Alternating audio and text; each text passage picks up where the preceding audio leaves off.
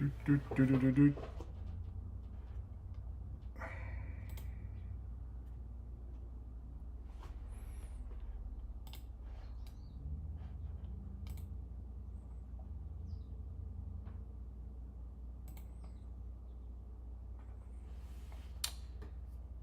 right, I don't know if this is working, so if anyone's on here, let me know.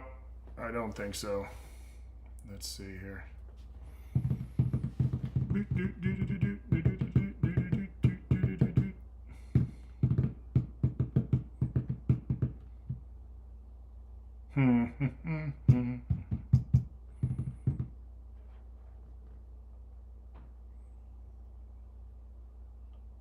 All right, John, I appreciate you, buddy. Thank you, thank you, thank you. This has been a huge pain in the old hemorrhoids. Worse than hemorrhoids. Anyone here have had the old hemis? Thank you, John. Listen, I know there's probably two things that say we're streaming, whatever, on YouTube. So I'm still trying to get all this stuff worked out. So this is a new program I'm using. Anyway, as always, we only have one question because there's other. I'm going to answer some other questions here if I can get to them. Let's see if I can get to it. There we go. All right, I'm going to go ahead and answer some questions on the other stream. It's a long story, but there's things. So we got Albert and WZ and Rob S. So hopefully they can get over here. And I know this is all my fault, people. I totally get it. So I am going to go ahead and get started. As always, if you have a question, ask in the chat. I'm still working some shit out here, as always. I already did my ruck walk today. A beautiful day. Absolutely beautiful day to walk. And as awesome as those days are, I'll be completely honest. I love the miserable days. You feel like you're earning something, so to speak. So Albert Wang asks, would like to do 2 different leader templates before doing my anchor, or would you advise to stick to 1 leader template and do it for 6 weeks? So Albert, this is what I would say. I don't think there's anything wrong with doing that. However, I would rather someone stay if they don't know if certain things are going to work. You're probably better off staying with 2 of the same leader templates until you know how everything's going to affect you. So in other words, if you're kind of got things dialed in, you know, maybe 3 weeks and 3 weeks of 2 leader style things would be perfect for you, then go ahead and do it. If you don't know, doesn't mean you can't do it, but just be wary of it, okay? Because sometimes you need to let things build up and accumulate, the volume and the training accumulate before you switch. So again, nothing terribly wrong with it. Just make good decisions. How's that? All right, WZ says, let me just move this over here. WZ says, hey, Jim, I'm doing the anchor for the Coffin Worm templates and would have, by the way, if you've never heard Coffin Worm, they only released, I believe, 2 albums and maybe an EP. Unbelievable band. Absolutely unbelievable band. I think their first album is better than their second, if I'm going to be completely honest, but still very good. Some very good stuff. All right. He's doing the anchor for the Coffin Worm template and would appreciate some guidance on minimum or recommended reps for the PR set at the training max. As a fairly young lifter with a lower training max, and he lists his deadlift, squat, bench, my thinking is to treat it like a training max test and aim for at least 3 to 5 reps.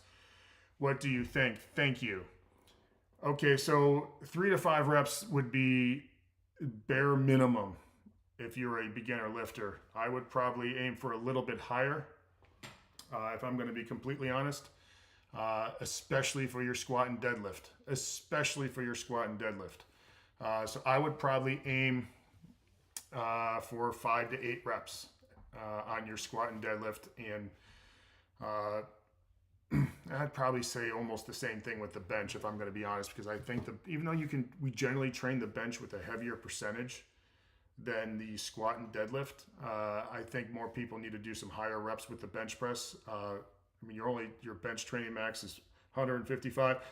And I think you need to, before you just do straight strength work and stuff, you need to build some muscle. And that usually takes, at least in my experience, more than 1 or 2 cycles. It takes 2, 4, 6 years. So that's just, doesn't mean you can't ever go heavy and stuff like that. So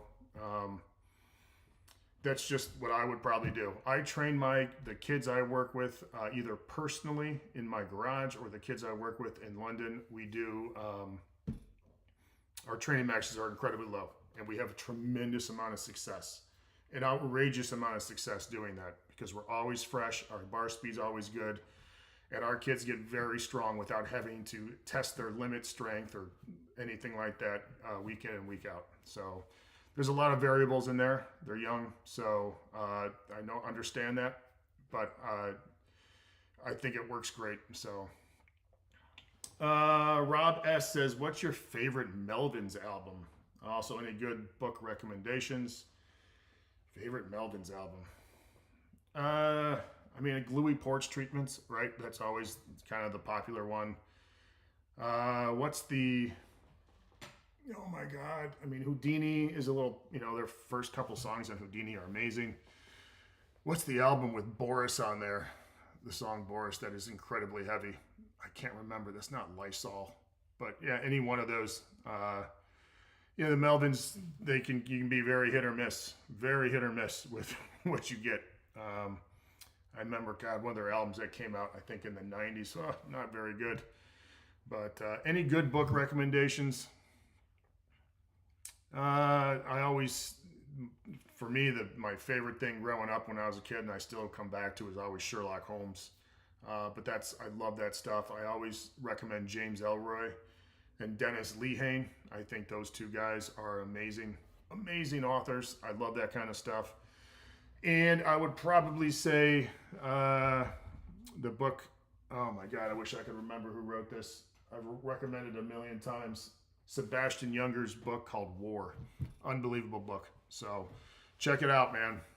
It may not be your style. The most important thing to do in reading, guys, is make sure you enjoy the reading. Maybe that's not the coolest thing to say, but I 1,000% believe that. So where are we here? All right, here we're going to move that over. Boop. All right, here we go. Josh says, good morning. I'm trying to get my pull-up reps up. Very admirable. That's awesome. I'm trying the 1 to 2 reps between main lift sets. Will it just take a few years? I'm hard stuck at 5 to 6 and weigh 205. I don't know how long it's going to take. Sometimes you get really good, you get those big jumps, and then sometimes it feels like it takes forever. There's a couple things I would do. Is one, stick with the 1 to 2 reps, but man, if you feel good on a couple sets, go ahead and push those. So maybe you get 3 or 4 if things are feeling strong and fast, or maybe you go up and I'm not saying this for you, Josh, personally, but just understand strap on a little bit of weight and do a heavy single. If you just 10 or 20 pounds, so you can vary that stuff. And the number 2 thing is make sure you're varying the grips that you use.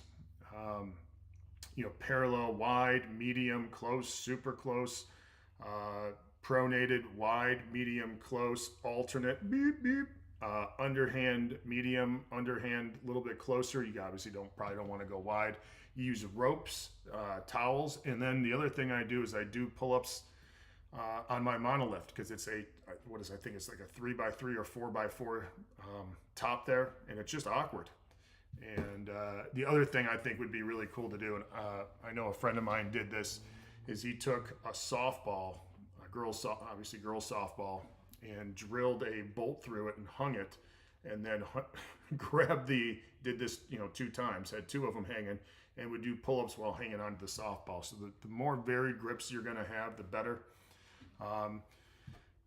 The other thing is, make sure, you say you weigh 205 pounds. I don't know if that's heavy or light for you, but I always like to get my body fat percentage. If I'm just want to be better, like ass kicker, average dude with a high amount of strength and a high amount of high level of conditioning, I always say you want to be probably between 10 to 15%. So make sure you're not, you might be 5'4", 205. That's probably not the best thing for you.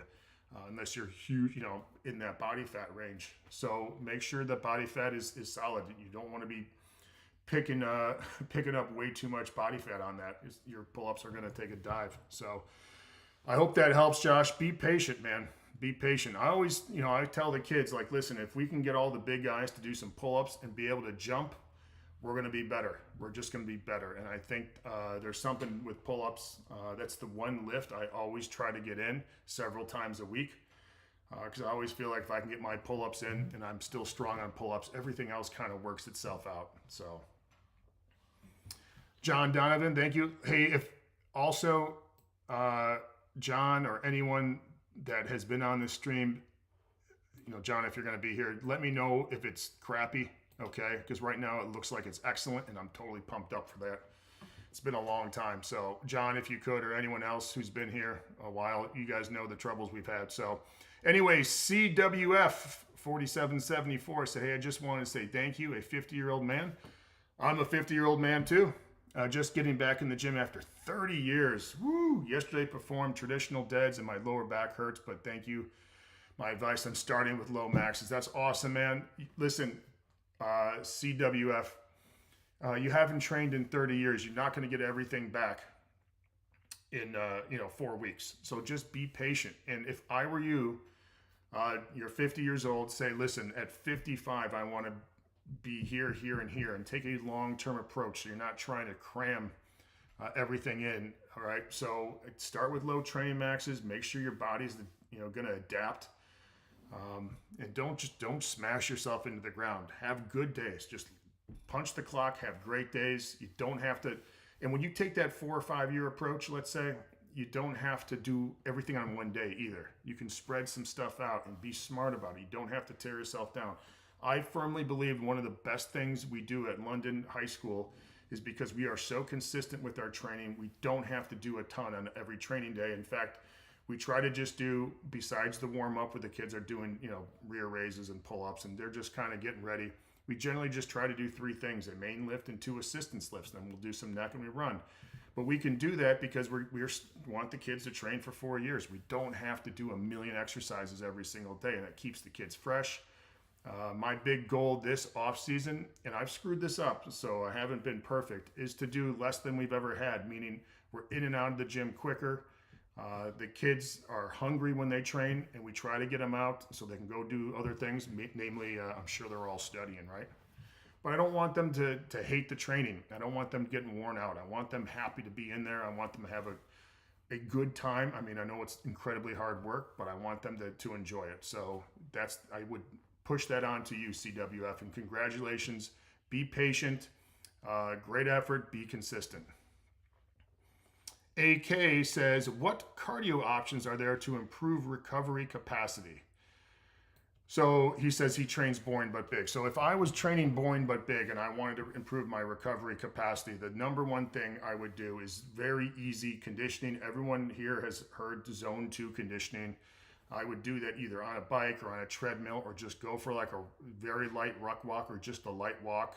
You probably have to if you really want to get zone 2, you're going to have to figure out your heart rate and do all that stuff, but that's very simple to do. I even did it. Honestly, the easiest way for me to do it is on a treadmill, because you can adjust the speed and the incline and stuff like that to make sure your heart rate is where it needs to be. And it's unbelievable, one, when you start doing it, how little you have to do to get that heart rate up. And the other thing that's crazy is after about, I don't know, I'm going to say about 2 weeks or so maybe 6 times you've done it, 6 or 7 times, how your heart rate improves, and you have to push a little bit harder just to get it in that zone. It's unbelievable. It's really cool because you can see your improvements in real time. I think that's the number one thing for recovery. The other thing is some kind of mobility or stretching. I think that is super, super important because you just feel better. And if I was going to do at any time besides like a nice little warm up before you lift, you don't have to stretch before you lift, but whatever. There's one thing I would do, or one time I would do my mobility and stretching would be at night prior to going to bed. It doesn't have to be like 30 minutes before bed, but I think there is something that happens when you do that stuff at night, and then when you wake up, you feel a million times better. It is unbelievable. So that's what I would probably do if I were you. especially if you're training boring but big with that high volume with the barbell exercises. It will take out of you a little bit. So take a lot out of you. There we go. Stumbling over my own words. All right, here we go. Jordan Prater says, hey, Jim, for a more advanced lifter who wants to continue building their total, but also gain size, any template you'd personally suggest? I thought about boring but big with 5 sets of 10 lift being variations for weak points. Yeah. If my main goal was to build the total, I would probably get PR sets and some singles, not maxes, singles. I assume you're a power lifter, so because you want to build your total. So I would practice that so when you get to a meet, you can be very good at singles. So remember, singles are not maxes. The other thing is I would throw in boring but big. I personally wouldn't do it with squat and deadlift because I think it teaches you to be a little bit slower. And since you're a competitive power lifter, I think you need to be explosive at that stuff. I think you're probably better off doing what I call the dumb leg work after that. And then the bench or the upper body stuff, the bench and the press, I would use the press as an assistance movement and just drive that volume super high on your press day. I wouldn't worry too much about getting that up with like traditional heavier stuff. I would just bomb it.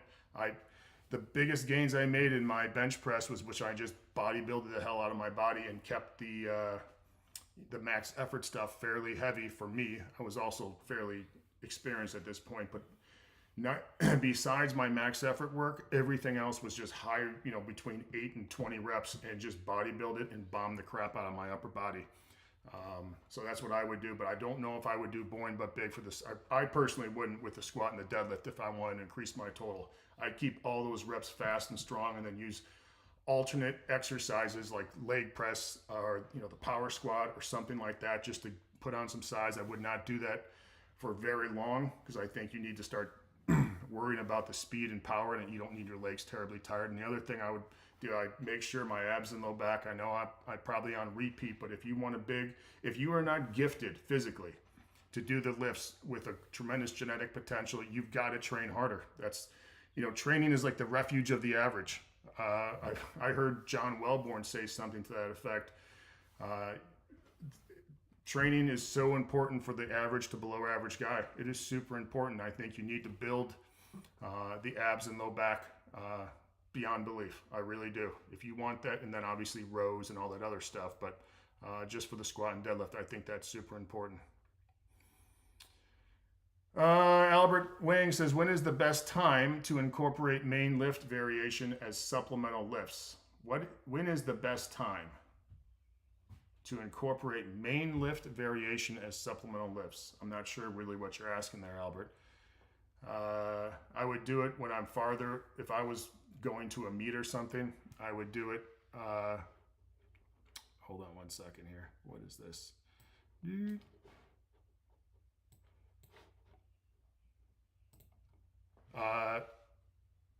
All right. So I'm not sure exactly when is the best time. I would do it as part of a leader thing and just have some fun. That's what I would probably do. And if I was going to a meet or getting ready to do something big, I would cut that out. But yeah, I would just do it and have some fun with it. I really would. Again, Albert, I'm not sure when is the best time. I'm not sure when you mean that. How that in relation to what. So anyway, Albert, if you can, put that in or ask me in another question maybe, unless I didn't answer that question or if I did not answer that question. So Alan says, hey Jim, thanks for the advice last week about weight training for martial artists. I appreciate that. I have another question. Can I do mobility work for assistance? For example, Cossack squat instead of goblet squat? Of course you can. Listen, the assistance can be as awesome, varied, fun as you need it to be. And if the Cossack squat, which I assume you're going to do a goblet squat with that, which I've seen a million people do, I think it would be awesome. I think it's a great thing. That's why when we did the assistance templates for push, upper pull, single leg and core, I give you a wide berth. Like, do stuff you want to do, and maybe you want to do kettlebell swings or kettlebell snatches, or if you want to do farmer's walk or the sled or something, have some fun. Do some varied stuff. So 1,000%, Alan. 1,000%. All right. Matthew Julian says, hey, good morning, Jim. Good morning, Matthew. That is my middle name. Been rehabbing an adductor strain and can't run yet. Woo. Thinking of going to the local track and lunging for 1,600 meters straight for some cardio to mix things up from the bike. What do you think? I would probably not recommend that, buddy. 1,600 meters straight is no joke, especially if you're rehabbing an adductor. So what I would do if I were you, Matthew, is I would recommend sled work first, okay, if you want to do something like that. And if you want to build up to 1,600 meters, because that's 4 laps around the track. Dude, 400 meters of lunges will kill you if you're not trained for it. 1,600 is absolutely bananas, and you're probably going to hurt yourself, if I'm going to be completely honest. You're going to irritate something, so I would not recommend it. However, if you do want to do this, start with just 100 meters of lunges, of walking lunges, and then see how you feel the next day. But no way, Matthew. I'm going over there and kicking you in the dong. All right. I'm gonna watch and make sure you don't do 1,600 meters of lunges. Woo! Oh, Matthew, I'm mad at you right now. Just be smart, Matthew. You're rehabbing, and because you can't run, lunges, as awesome as doing some of that stuff is, I would not recommend that. Be smart. Let that injury heal. Let that injury heal. Dude, I totally know what you're going through, Matthew, because when I was hurt and stuff, you get all I'm riding the bike and I got all these ideas, or I'm walking with the weight vest or rock, and I got all these, like, I'm going to try this, I can do this. Man, you got to be patient. Let your body heal and then get to it. All right, Dirty Harry says 531 boring but big, or 531 building the monolift for size. Do you recommend boring but big because it only has one main lift per day? I'm not sure what that means. You can do either one of those, Harry, if that's what you want to do. If one of those strikes your fancy, go ahead and do it. But I don't know. I would recommend either one as long as you want to do it. So the most important thing, it has been my experience, not just with me, but the people I work with, the most important factor, bar none, besides just being consistent when you lift, is making sure you're eating correctly if you want to get bigger, and then you have to be patient. It's not going to just... Listen, you might put on some size, in 6 weeks or something like that, but you need to extend that over, 3 to 4 years and just be real consistent with that style of eating and training. Doesn't mean you got to do boring but big year round, because the most important thing with the training is that you're consistent. Not so much what you are doing, so to speak. I mean, obviously you want to be smart about that, but be consistent with the training and be super consistent with the eating. So I'm not, Dirty Harry, I'm not exactly sure what you're asking. If one of those you want to do, man, go ahead and do it. Stephen C says, hey, Jim, currently alternating hill sprints and the 3 to 4 mile run once a week. Okay, hill sprints okay. Sprints 1 week, sprints 1 week, long run the other. Okay. Also walk every day about 12,000 steps. Enough cardio, in your opinion, for a 52-year-old? Is it enough cardio? I would assume so. I also don't know your current physical fitness level. It's probably fine though. Yeah. So yes, you're probably fine, but understand, Stephen, it's hard for me to say. I don't coach you. I don't know your background, stuff like that. So it's a little hard for me to say, but in general, you're probably pretty good. You're probably pretty good.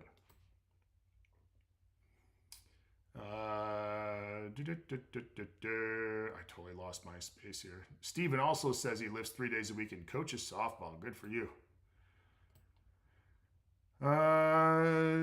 Hey, Jim, says David PM.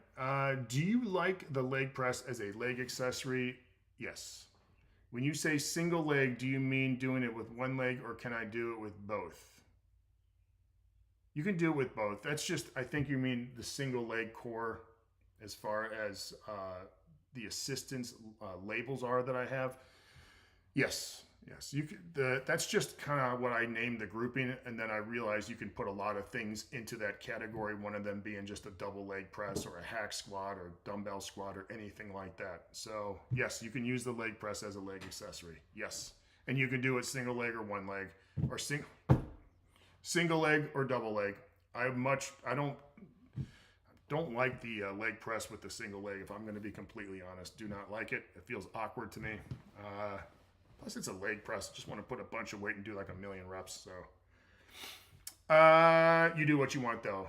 MM Diaz says, greetings from Germany. Well, greetings from Ohio of the United States.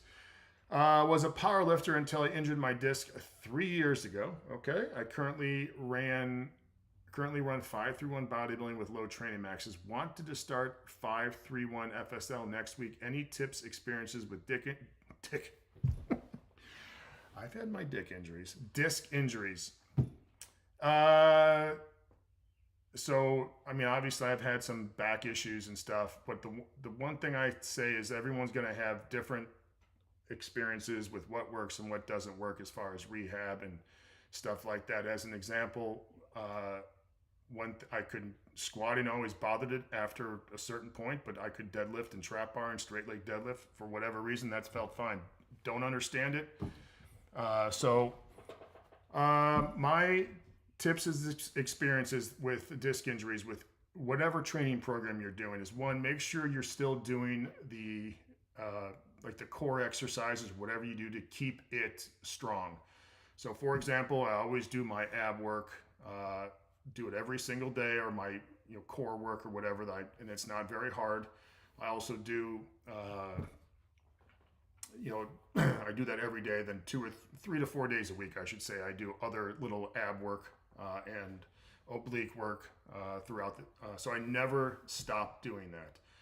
And if there's any other exercises for, that may work for you, or mobility stuff for your hips, that a lot of times that can bother your back, or psoas and stuff like that, keep those in. It doesn't mean you have to do them, every single day. It just means you keep up with them. And then the other thing is, as soon as something starts going haywire, don't try to work through it. Let it heal and then come back stronger. You will be fine. The other thing I think would be awesome to do if I was you is I would do as much my lower body work without it stressing the back. So for example, this is one of the beauty things about belt squats or sled work or prowler. You could really train the lower body without stressing the back. So stuff like that I think would be awesome. So the less doesn't mean you can't squat and deadlift, but just be wary of the volume and having that bar on your back or in your hands too much. So I hope that helps. And just be smart. From Germany, be smart. Listen, when your body's telling you something, and I'm not the best, I've screwed this up a million times. When your body's telling you something, it really behooves you to listen. All right, and listen. And there's a big difference, huge difference. I'm sore and tired. That you can work through all that stuff. You can work, not sleeping well, your legs are super sore, your whatever's sore, you can get through that. But when you're injured, when you're truly injured, you got to be smart about that. And you have to understand what the difference is between those two things. Ragnar Lothbrick says, what's up, boss? I wish the kids that I coach would call me boss. I don't know. No one ever calls me boss. So thank you, Ragnar. I don't know. It's just like, hey, boss, what's going on? They just call me Coach Wendler. I remember when I first got there, I'm like, you can just call me Coach Wendler or Jim. I don't really care. And Kyle's like, no, it's Coach Wendler. I was like, all right, I don't know, whatever. I was not familiar with it's important that the kids see you as a coach and not just as a dude. All right, Ragnar says, I was wondering about your opinion on Mark Ripeto's training philosophy, as he is very fixated on bulking like crazy in order to adapt to weekly increases. Listen, you're gonna have to eat to get stronger. But you have to understand too, the people that I work with personally, we have to run and we got to jump and we got to do other things other than just lift. So it's a training just to train is much different than training someone who needs to run, jump, sprint, backpedal, all that crazy stuff. And, obviously plays other sports. So it's a little bit different. So listen, if it works, it definitely can work for a lot of people. There's no, and whether or not it's that exact thing, you're still going to have to eat your way to building muscle. I think the more that I work with young people, and especially just kind of average dudes I work with, you got to put on some muscle. I'm not terribly fixated anymore on the weight that they lift. I am just trying to make sure that the reps are awesome and that they're putting on muscle. And that doesn't mean I want my kids to look like Jay Cutler, not the quarterback, the bodybuilder. All right, but listen, I've said this before. Like you can't like science your way to a 500-pound bench when you got twigs for an arm. You don't have like shoulders or upper back. It's just not going to work. Ghost of Freddie Mercury's immune system. I heard a ridiculous skit one time. It was a take on like a morning zoo thing, and they had something about auctioning off Freddie Mercury's spent condoms. Oh my God, I was laughing so hard. Thank you, as he throws the horns. Matthew Julian says he appreciates the advice. Don't kick me in the dong. I won't. You do 1,600 meter of lunges. You can't even run away. I'll wait for you to do 2 laps, and then I'll kick you in the dong because you can't do anything. And I'm not in any shape to be running after anyone. So I'll let you tire yourself out, Matthew, and then a swift kick in the nuts, and maybe I'll do myself like a lunge and an uppercut right to your chode, to your perineum. All right.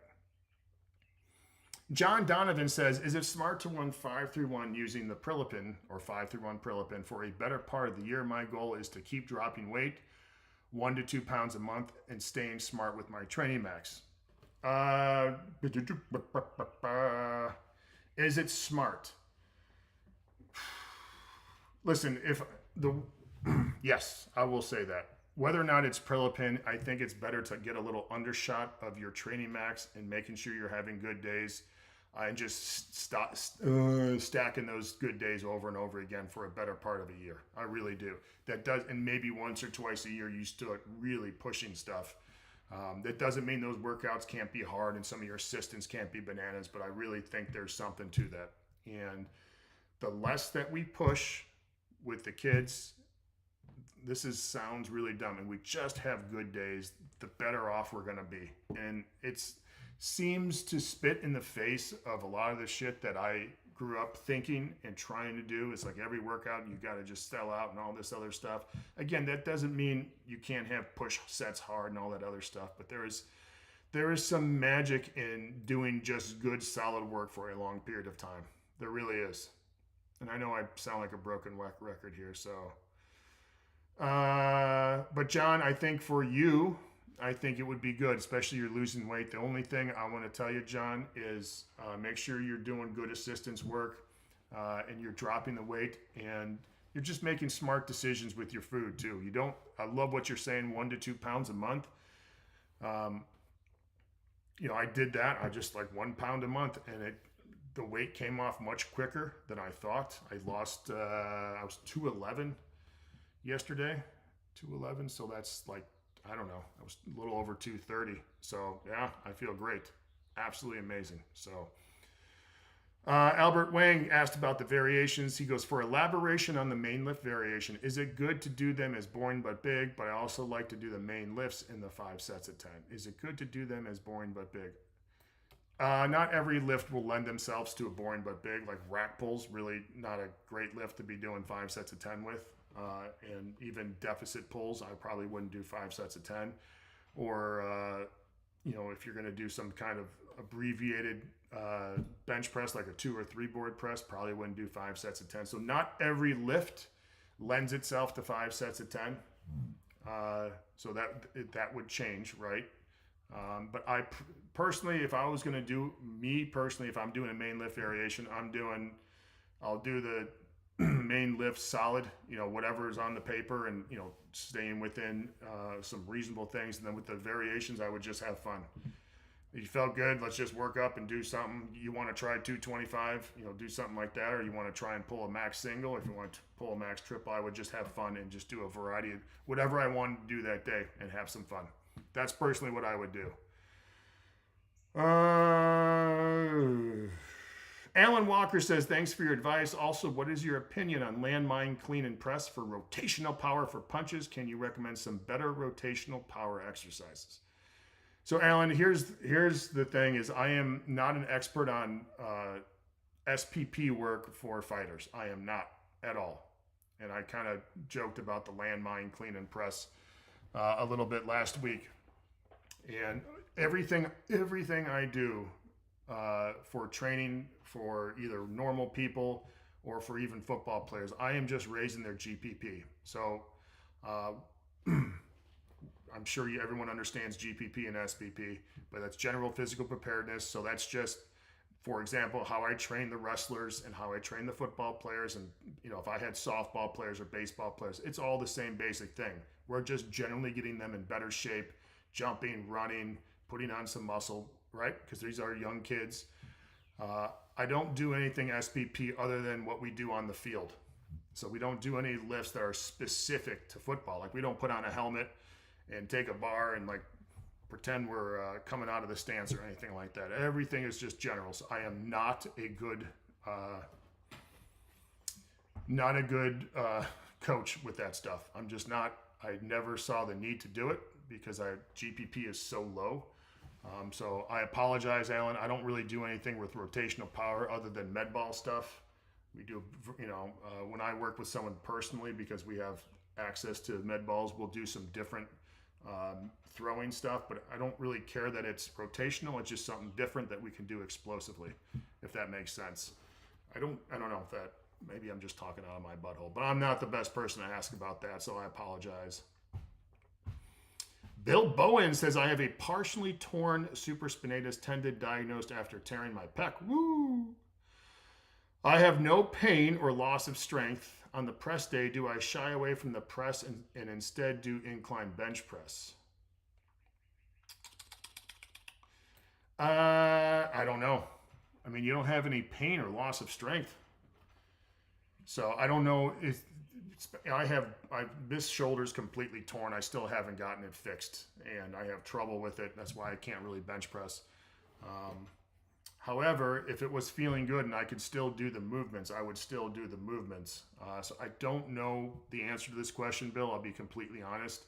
That doesn't mean, how about this? How about you do incline bench presses for 6 weeks, see how you feel, and maybe on the days that you bench, you use the overhead press as assistance, so you don't push it too hard and just see how you feel. And so that maybe doing 3 to 5 sets of 10 to 12 reps or somewhere in there with the overhead press, and then see how your shoulder feels. That's what I would probably do. But if you're not having any pain or loss of strength, you're probably okay. But personally, I would, if I'm going to be completely honest, I'd let that kind of heal and feel better, and just stay away from if pressing for a little bit, 3 weeks, 4 weeks, a month, 6 weeks, something like that.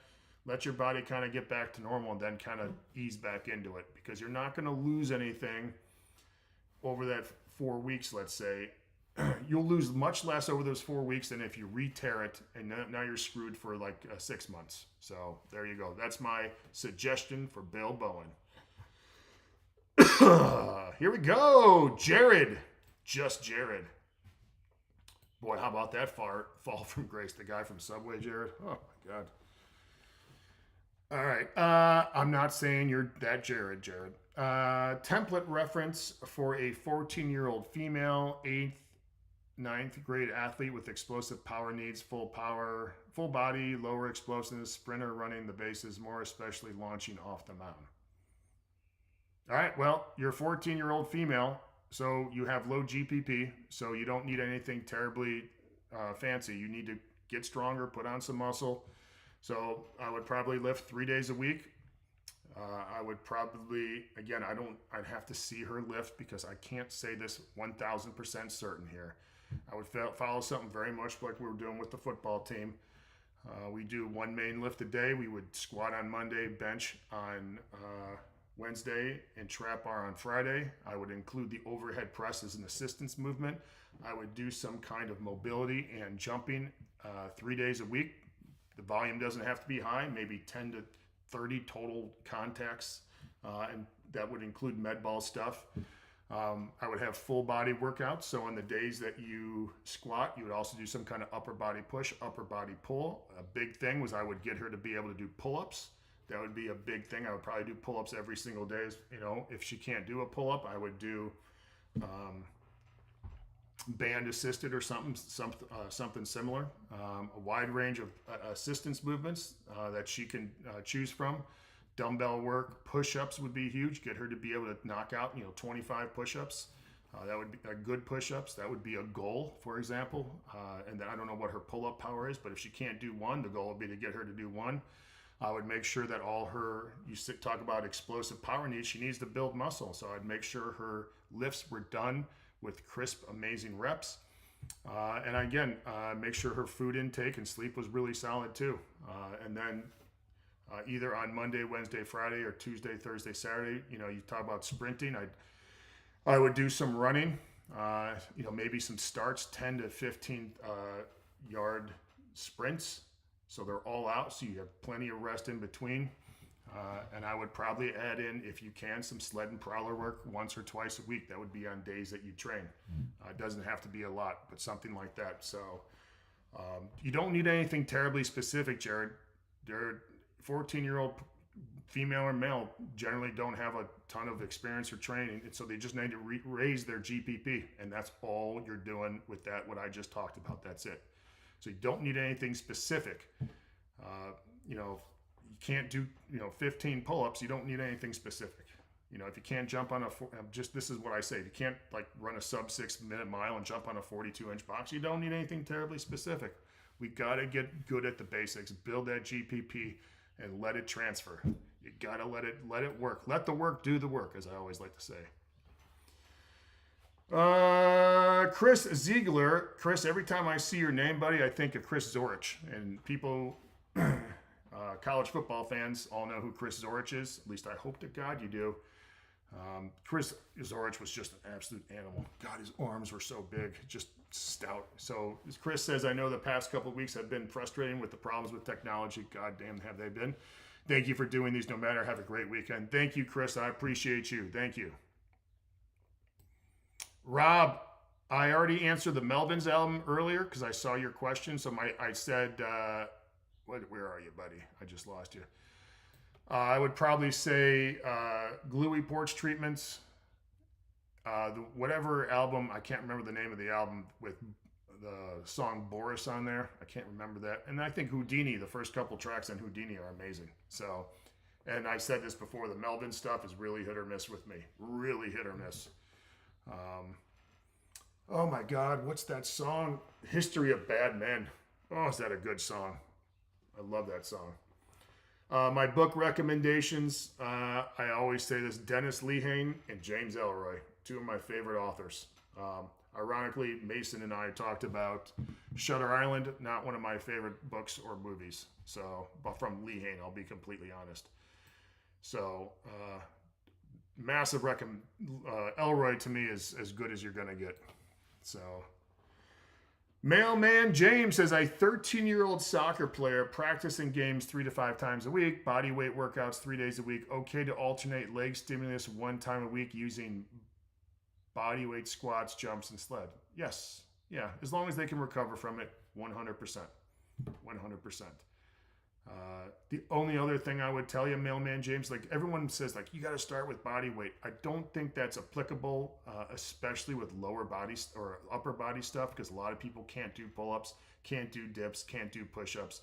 So a lot of times, maybe if your kid can do all those things and it's fine, no problem. But if your kid can't do a push-up, we can't really train that. Just like if a kid can't do a squat, you got to put them on a leg press. You got to do something, or the sled or something like that. You got to do stuff that allows them to do a proper amount of volume for that work with the proper amount of weight.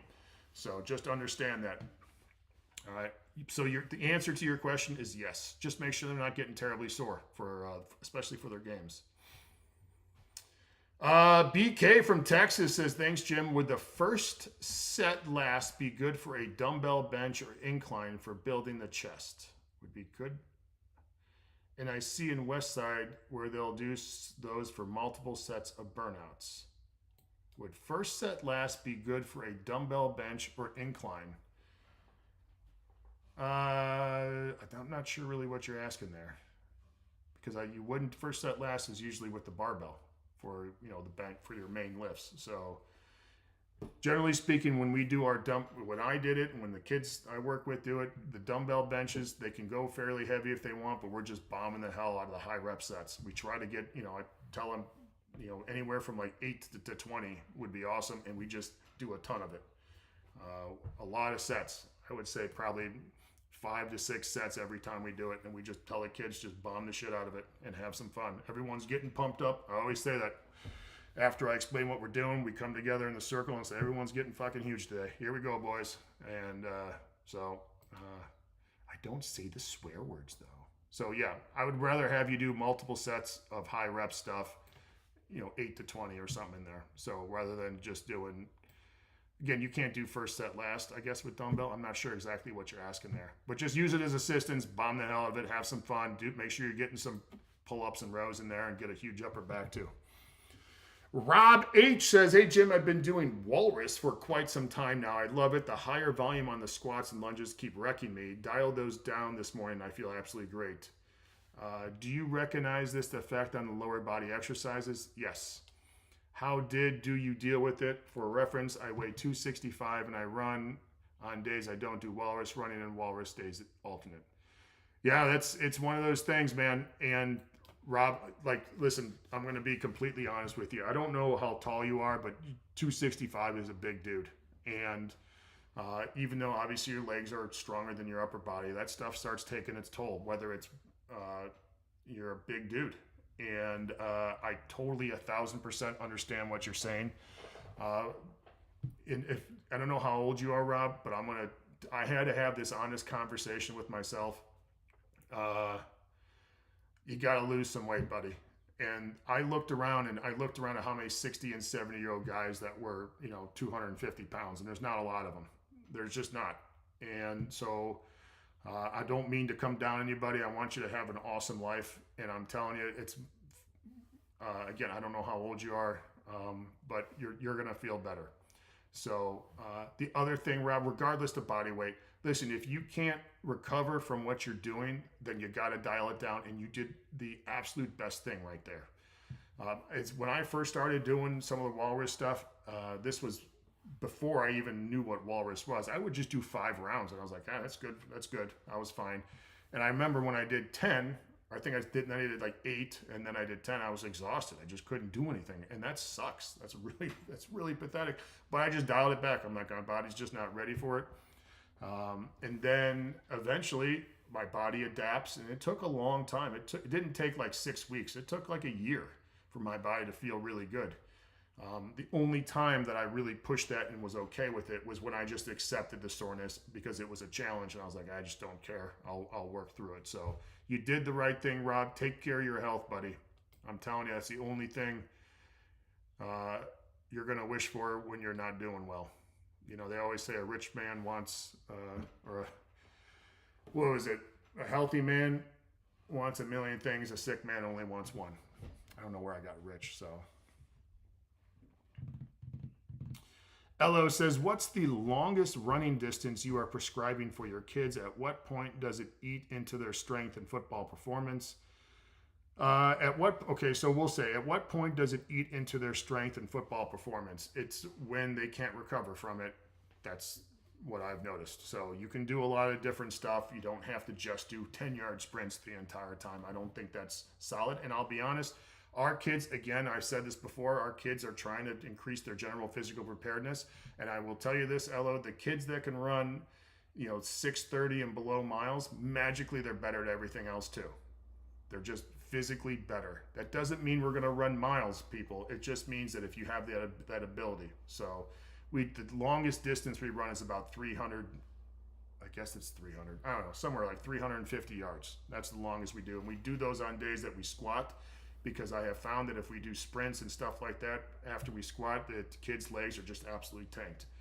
So I'm smart about that. And the more like laps we do, call it the Raider Mile, do 4 laps. We do 1 lap at a time, and then we rest. 1 lap at a time, we rest. Our kids are in tremendous shape.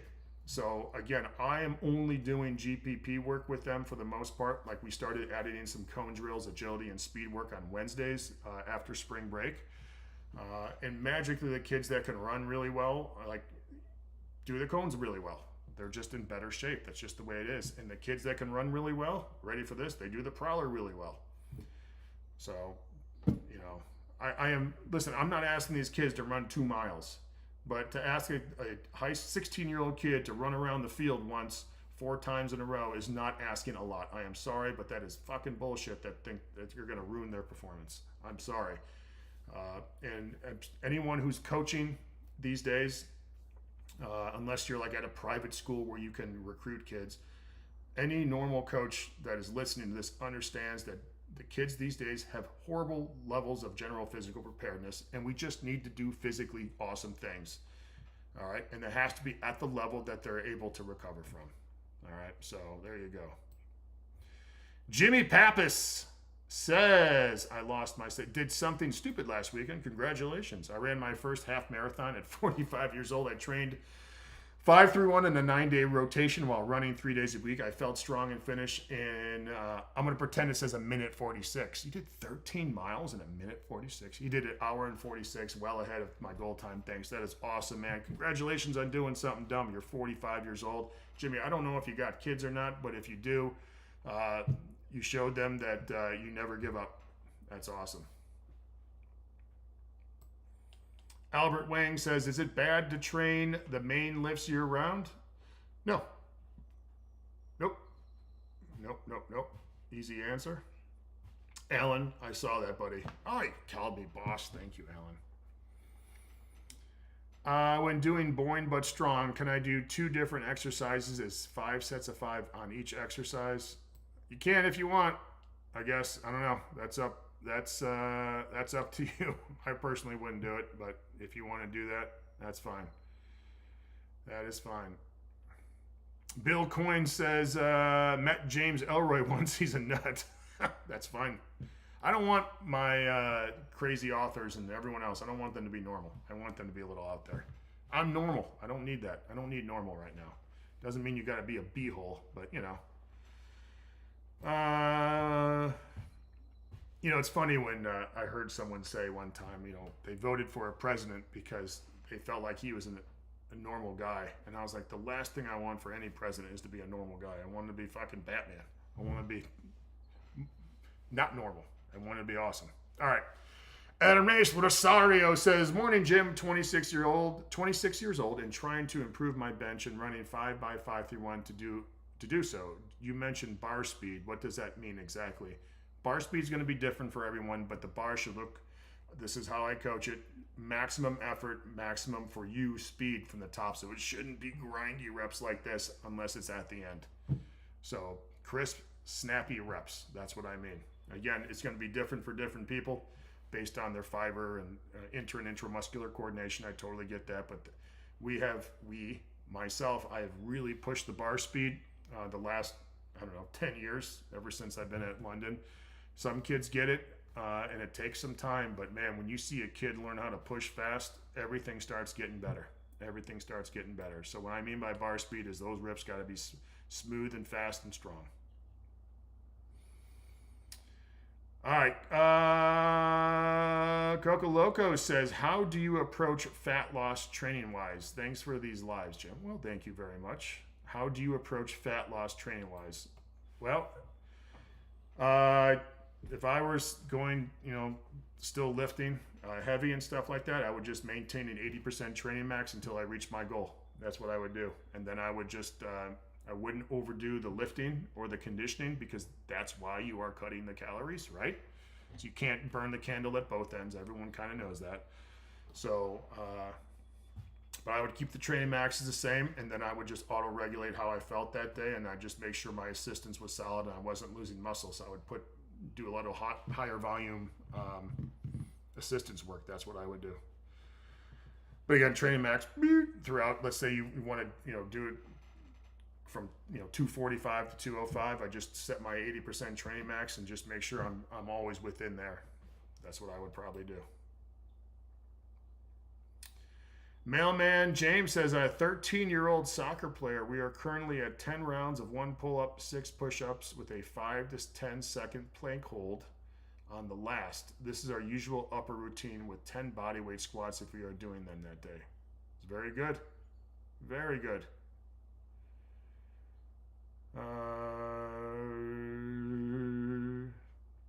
Yeah, Mailman, you got it, man. You got it. The other thing you could try and do sometime is do 1 pull-up, 6 push-ups, 1 pull-up, plank hold. 1 pull-up, 6 push-ups, 1 pull-up, plank hold. You just doubled your pull-up thing, and you don't have to do it almost every round as long as they're able to maintain the rest periods. I think I've done that a lot. So I will do chin-ups, push-ups, chin-ups, squat. Push-ups, chin-ups, push-ups, squat, and just alternate them. You get a little extra volume and stuff. And a lot of times when I'm doing my pull-ups, I'll add weight on one of those sets. So I'll do 5 pull-ups, 10 push-ups, 1 pull-up with 70 pounds, and just keep on doing that whenever that comes up. So, okay, conditioning on a football field. What drills would you recommend for one of your kids not in good shape? Well, I don't know what you mean by not in good shape, because there's varying levels of not in good shape. And there's kids that have never physically run a step that I've had come in high school, and that's much different. A lot of times we have to walk or just climb the stadium steps. They can't run yet. They physically can't run. And again, I don't know what their body weight is. If they're severely overweight, I would really limit the running because it's stress on the knees. You put them on a bike and make sure that they're walking. Again, the hills, walking hills and stairs and pushing the prowler and dragging a sled would be great, but they also got to get their diet in order because we can't just rely on the training at that age to bring their weight down. So for general conditioning stuff, we generally do 50s and 100s, a lot of them. I would adjust the rest times to make sure they're still breathing a little bit, but I'm not there to kill them. So I would adjust the rest times, and I would probably not do more than 10 50s or 10 100s, and I would try to do as long as they're able to do it 3 days a week. And then you start getting a little creative with some different stuff, whether it's 50 yards down and back or 20 yards down and back and stuff like that. So just basic 50s and say 25s, 50s, and 100s, somewhere in there, and just make sure that they're able to do it. Because again, saying you're not in good shape, I don't know what that means, because it could mean a lot of different things.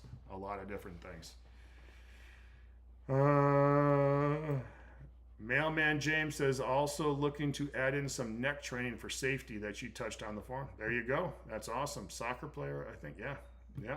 Don't have to do a ton. Just be consistent with that too. The last thing you want to do is have a sore neck.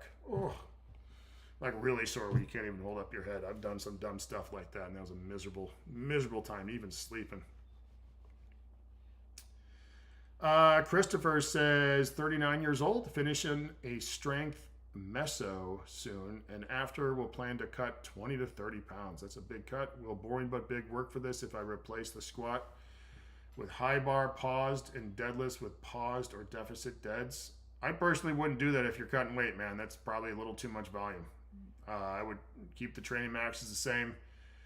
Keep the barbell lifts down to a minimum, if I'm going to be honest, and I would probably do higher amounts of assistance work, zone 2 conditioning, and just don't try to, you're cutting 20 to 30 pounds. I would not try to cut it as quickly as possible either, because the quicker you cut it, the worse your strength gain, worth your strength loss. So I would not recommend boring but big. No way. We got to start getting through some of these. All right. Hey, Jim. I don't know. It's looks like Korean or Chinese lettering there. Your book and the way you approach strength training really inspired and motivated me. I'm truly grateful. Thank you. I appreciate that. Thank you. I do my best, man. I've gotten older. I'm trying to get better. Opinion on seated overhead press. I have a short basement and cannot do them standing up. 1000%, man. Good. Go get it. Nothing wrong with that. Oh man, Satista Webb says I'm really enjoying this walrus-like training inspired. 10 20-yard prowler pushed with 2 plates, 10 yards upper handles, 10 yards lower handles, 10 push-ups, 5 pull-ups. That's awesome. I love doing the prowler as my lower body movement in the walrus. When I say love, it's miserable, but yeah, I love doing that. Hey Jim, how often would you recommend doing explosive power training for an old guy who doesn't want to get slow? What exercises would you recommend? I think the easiest thing to do is some med ball work. And so you have the overhead med ball throw, and you take a step, and beep. Chest pass where you squat down a little bit, and then you throw the ball, and you actually jump too. So beep. And then underhand, between the legs, backwards, like the shot putters did back in the day with the shot put and stuff like that. That's number one. The number 2 thing would be making sure that you're doing your main lifts explosively. So that doesn't mean, out of control, but good snaps. So you're keeping that in. And number 3, I would probably recommend, if you want to sprint, I would not sprint on a surface, but stairs or a steep hill. As long as you don't pull a hamstring, as long as you're physically prepared for that. Not everyone is. But and then you could also do prowler sprints. It doesn't have to be terrible. I would not make it terribly heavy, enough that you can run. And again, the best thing about the prowler for older people is you don't tear a hammy, right? The other thing, if you can jump, I would recommend the box jump off of a seated box. So it's like you're box squatting. Get on like have a 16-inch box or so. Have a box in front of you that you're going to jump on. You sit down, boop, jump back up, and then kneel down and get off the box. But not everyone can be prepared for that, or the hill work. So again, the the medicine ball work, the sprints with the prowler, and explosive lifting. Again, be under control, but really learn how to push fast. That's what I would probably recommend. Coco Loco says, I have a follow-up. How would you approach previous asked fat loss with conditioning as maintenance or even progress? How would you approach previous asked fat loss with conditioning as maintenance or even progress? I'm not sure what that means. I would, if you're lifting hard and you're trying to lose fat, I would probably keep the conditioning fairly easy. Zone 2, 30 to 45 minutes, 4 to 5 days a week. I think that's what you're asking. Elo says, just wondering, do you ever shout motivation at your trainees while they drill, like in football movies? No, I'm not a motivator. I'll make sure that they're doing things right, but I'm not gonna say, something dumb. That's for the movies. That's what Hollywood thinks it is. That's just how they don't know anything. So,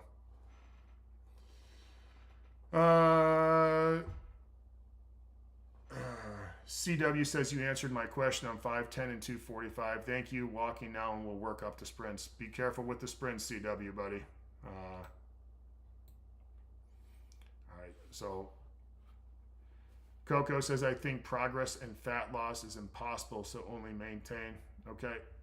All right, here we go. Last one here. It's just a statement. Mailman says, we are in season year-round. A lot of running. Yep. Typically rotate the lower work each of the 3 days. Seems to give legs a break. Yep. Or at least not run him into the ground. Never sore from the sled day. Yeah. Sleds are super important, especially if you don't want to get sore. Prowler and sled, they're magic. Absolutely smashes the legs, especially when you start doing different things with the sled, but you don't get sore. That's one of the magic things about the prowler. So, all right, we're going to get going here. I really appreciate everyone stopping by, asking questions. I got a full day of craziness ahead of me here. We got the prowler today, trap bar, obviously, so it's going to be fun. Beautiful day for the prowler, as long as I'm not pushing it. So, as always, if you're going to do something dumb, conditioning-wise, please do it during the weekend and enjoy it. Report back. Let us know if you did anything, even if it's not crazy, but crazy for you. I want to hear it. I love hearing that stuff because I don't know. There's something about hard conditioning stuff that makes me love life and hate life at the same time. So, but thank you to everyone. Love you guys. Appreciate you. Have a great weekend. Bye-bye.